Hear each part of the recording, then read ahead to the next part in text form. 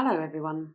In this brief time, I'm going to look at some features of process theology and the beginnings of thoughts about how they intersect with thinking about power and freedom, both in terms of who God is for and with us, and also who we are and how we treat each other.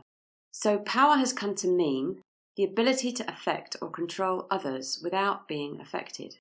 And it matters because, at least since Plato, power is intimately and intricately connected to value and reality. Process thinker Robert Mesel writes this: that which is most powerful, in other words, who can affect others without being affected, is often seen as the most valuable and the most real. And in contrast, to be less powerful is to be seen as less valuable and less real. We certainly see this played out every day. In other words, our understanding of what power means has concrete implications for the way we value and treat each other. Science fiction writer Octavia Butler writes that all struggles are essentially power struggles. Who will rule? Who will lead?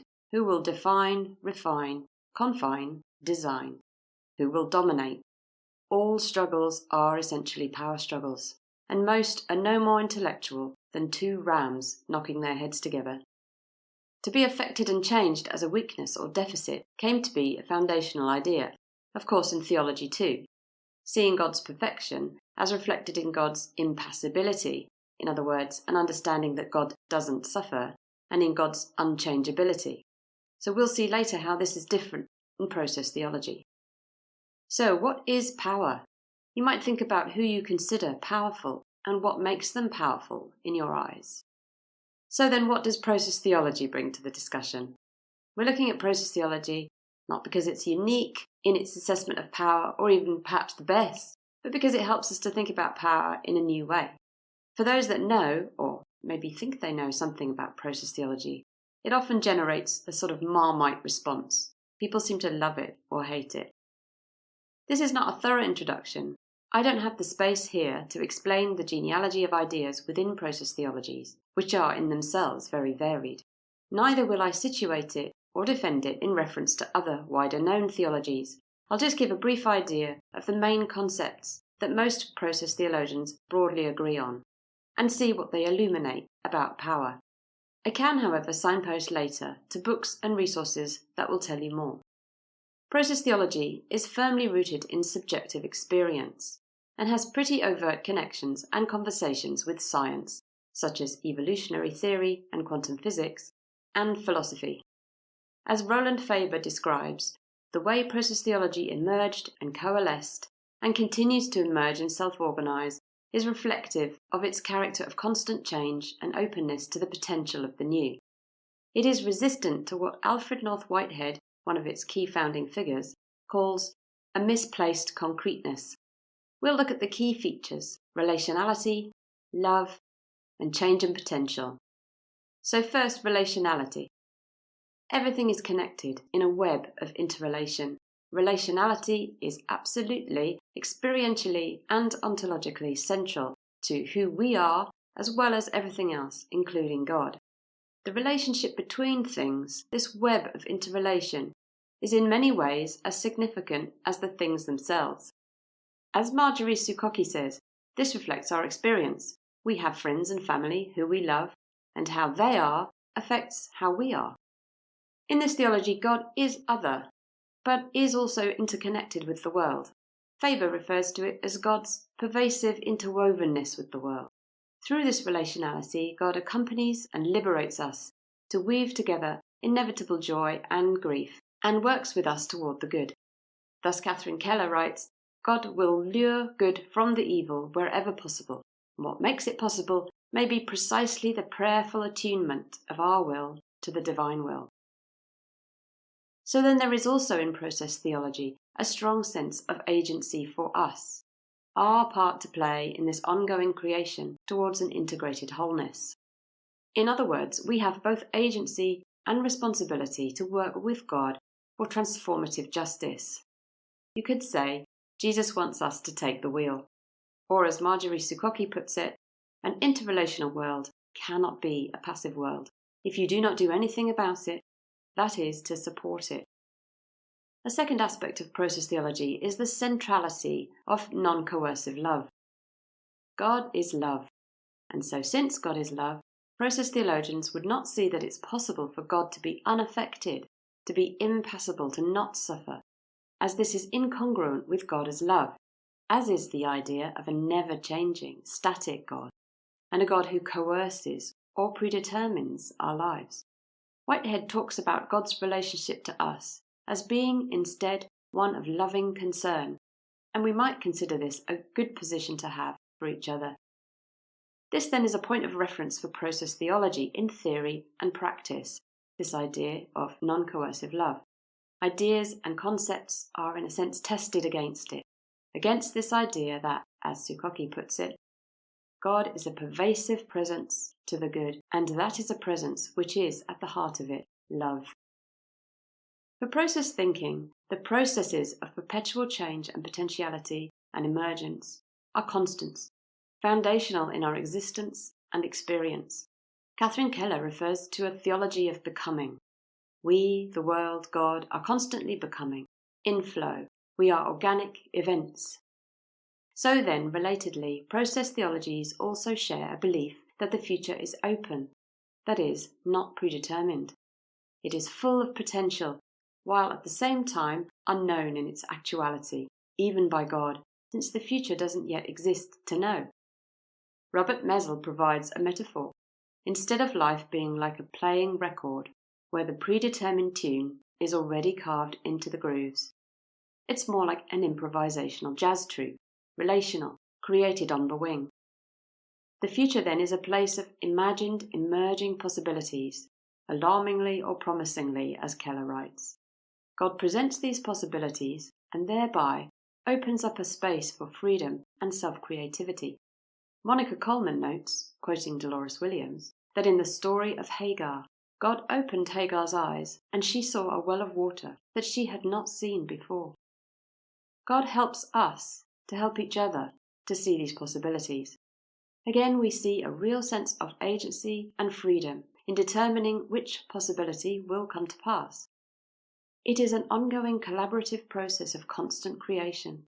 Out of the rich, messy chaos of every moment, there is the possibility of transformation, salvation, and resurrection. Although not a theologian, as far as I know, this quote from Rebecca Solnit sums up this idea. The stars we are given, the constellations we make.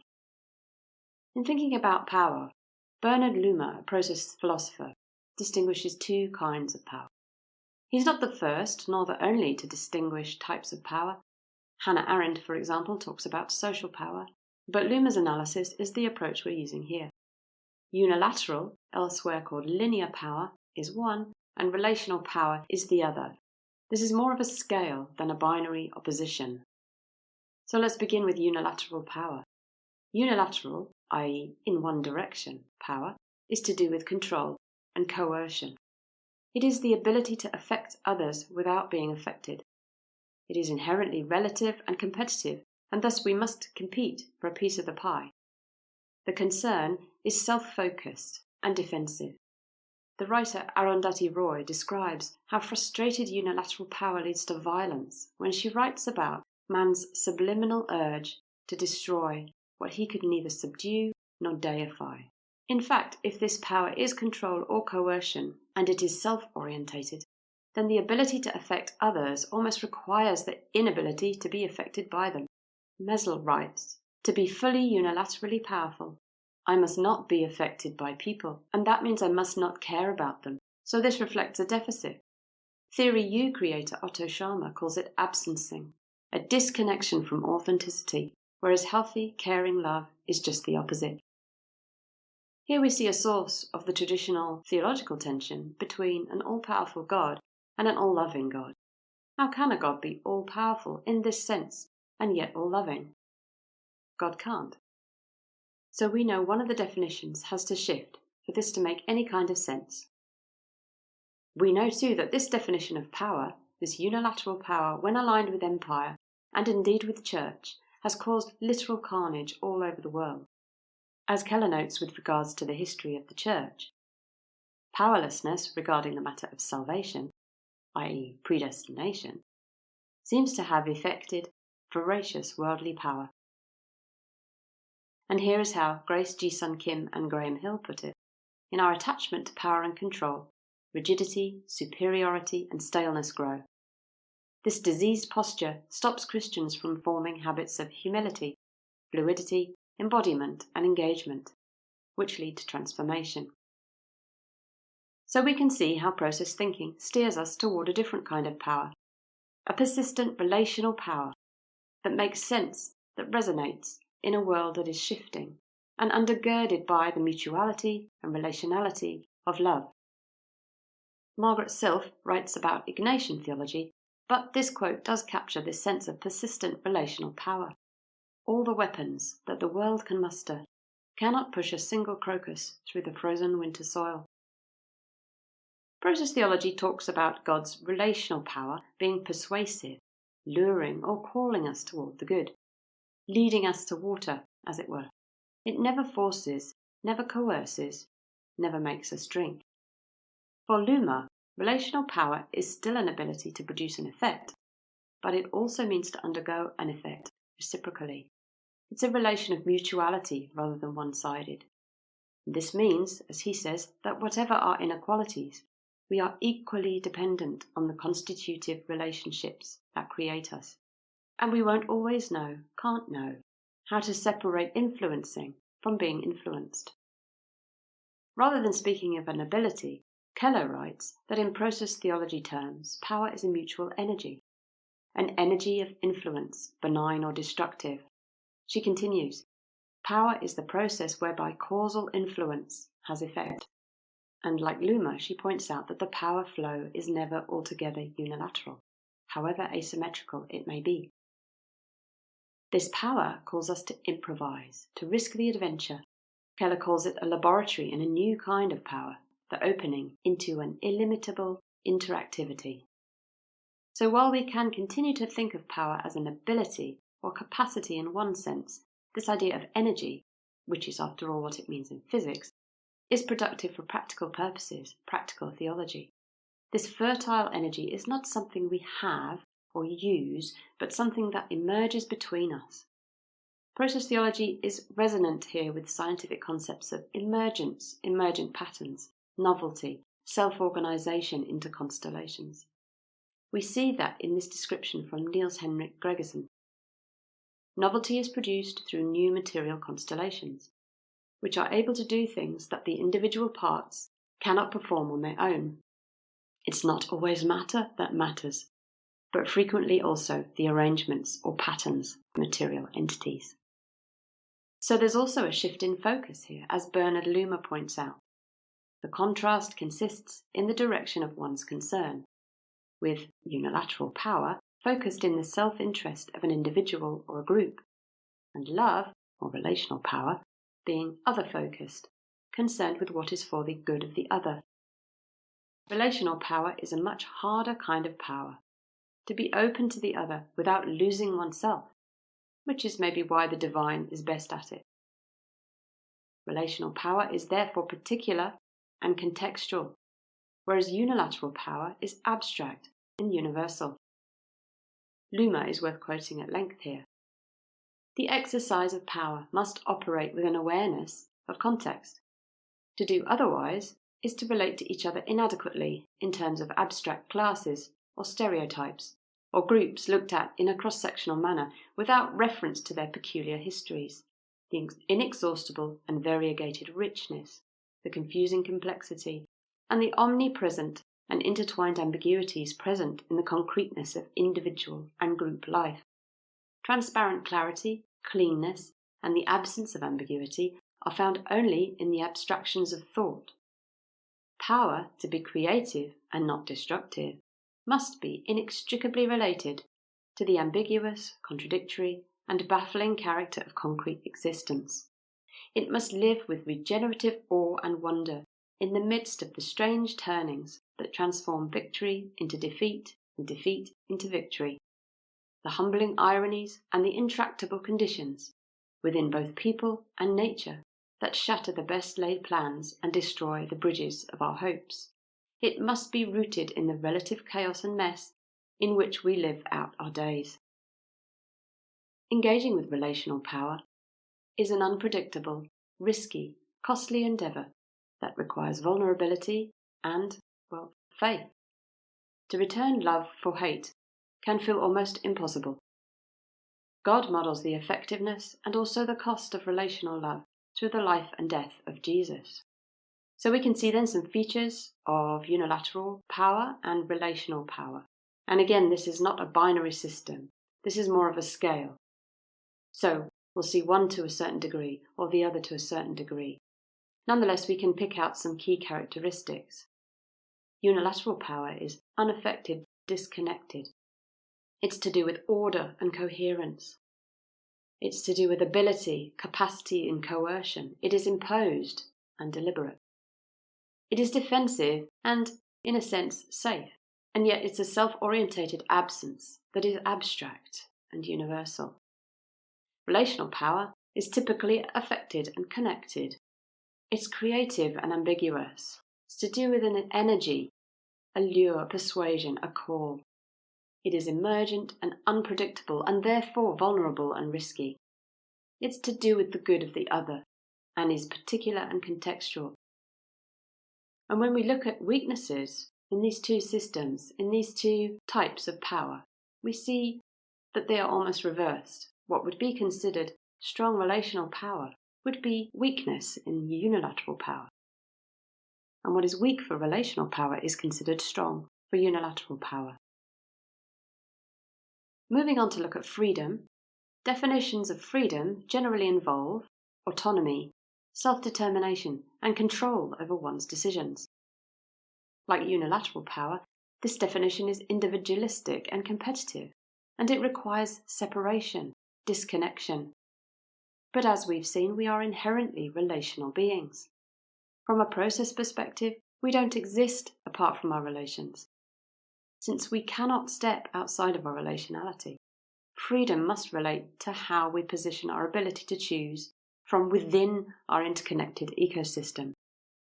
A relational paradigm shifts the focus from individualism, ego-centered, to a more eco-centered restorative model where freedom is collaboratively sourced and produces the trust needed in order to risk forward together.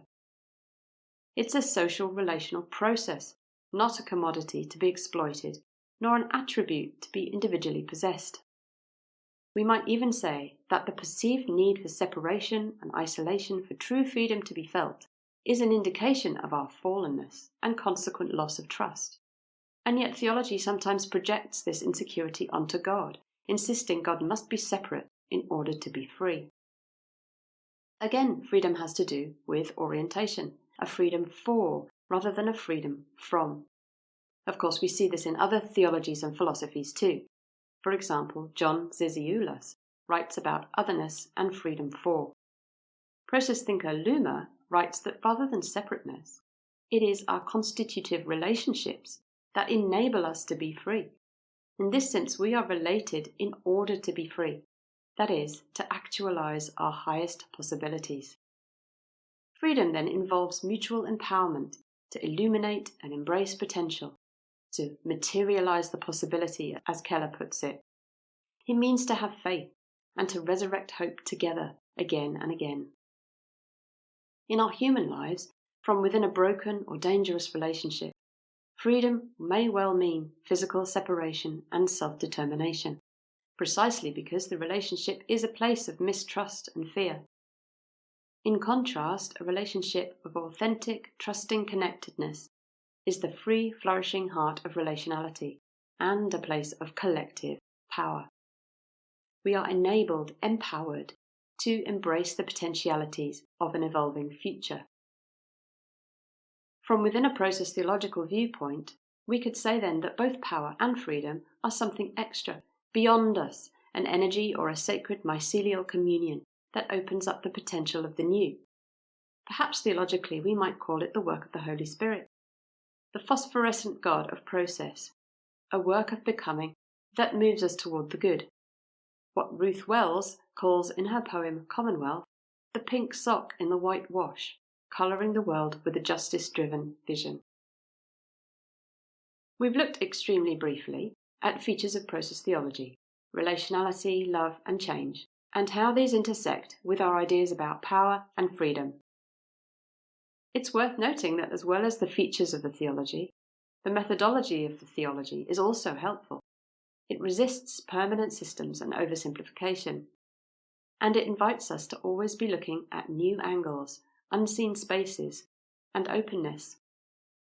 As Roland Faber puts it, it seeks differentiation instead of simplification, the sundering of conceptual boundaries instead of the construction of protective enclosures, and a striving for openness instead of the expectation of a secure foundation.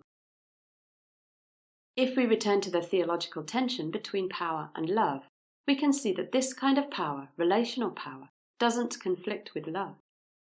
Relational power is actually enhanced by non-coercive love, and it needs it to avoid becoming mob mentality.